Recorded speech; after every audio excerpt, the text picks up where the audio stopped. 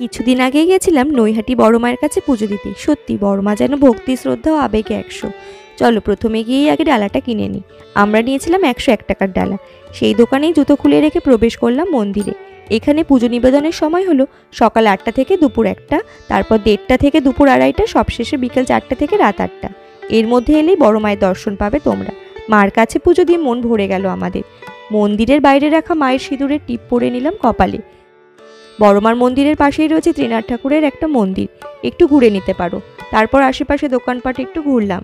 সব দোকানেই প্রায় মায়ের ছবি ফ্রেম করে পাওয়া যাচ্ছে, চাইলে কিনতে পারো তোমরা।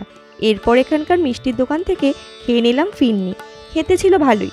আর খেতে খেতে তোমাদের জানাই এখানে আসার ঠিকানা নৈহাটি স্টেশনের 5 নম্বর প্ল্যাটফর্ম থেকে পায়ে হেঁটে 5 মিনিট, আবার নৈহাটি ফেরিঘাট থেকেও 5 মিনিটে পৌঁছে যাবে মন্দিরে।